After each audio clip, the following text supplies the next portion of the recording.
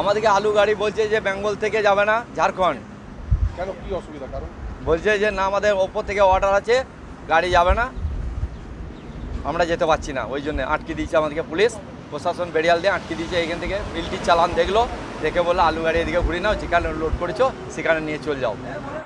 রাজ্যে আলুর চাহিদা মেটা না পর্যন্ত ভিন রাজ্যে আলু রপ্তানি করা যাবে না। মুখ্যমন্ত্রীর নির্দেশের পরে পশ্চিম বর্ধমান জেলার আসানসোলের বাংলা ঝাড়খণ্ড সীমানার ডুবুরডিহি চেকপোস্টে একাধিক আলু বোঝাই ট্রাক আটকে দিল কুলটি থানার চৌরঙ্গি ফাঁড়ির পুলিশ ও কুলটি ট্রাফিক গার্ডের পুলিশ।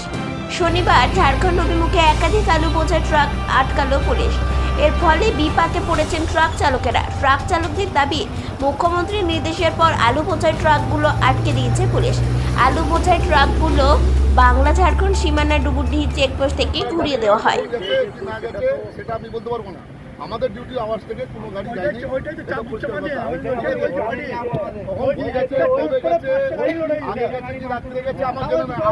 আমাদের এই ভদ্রলোক ওনার গাড়ি আমরা ধরেছি, তিনিও জানেন যে আমাদের সামনে থেকে আমাদের কোনো গাড়ি গেছে। এলাকায় জিজ্ঞাসা করুন,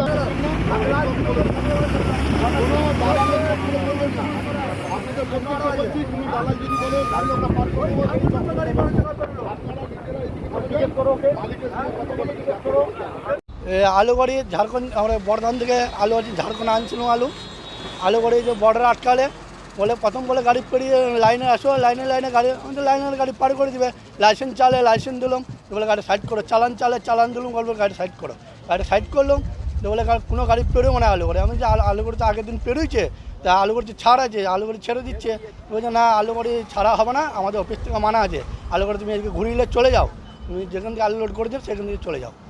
অসুবিধা, অনেক অসুবিধার মধ্যে আছে। কাঁচামাল, এগুলো শুকনো মাল নয়, কাঁচামাল আমার বহুত অসুবিধায় আছে। বর্ষাকালের দিন তিরপল বাঁধা আছে গাড়িতে, আলু তিরপল খুলে দিলে আলু মাল ভিজে যাবে, মাল ভিজে গেলে পার্টি খালি করবো না এদিকে। আর তিরপল বাঁধা থাকলে আলু পচে যাবে, পার্টিটা বলবে আমাদেরকে ভাড়া দিয়েছে, তো বলে তোমরা ভাড়া নিয়েছো, আলুটা যদি পচে যায় তোমাদেরকে দায়িত্বটা নিতে হবে। এখন চিন্তা ভাবনা করছি, পার্টিদেরকে ফোন করছি, পার্টিরা বলছে দাঁড়াও, দেখছি ফাইসলা হবে, তোমরা ওখানে দাঁড়াও, দেখছি। সেই মধ্যে দাঁড়িয়ে আছি, পার্টিরা যা বলবে আমাকে তাই শুনতে হবে। ডুবুরডিহি থেকে সঞ্জয় যাদবের রিপোর্ট, 99 নিউজ বাংলা।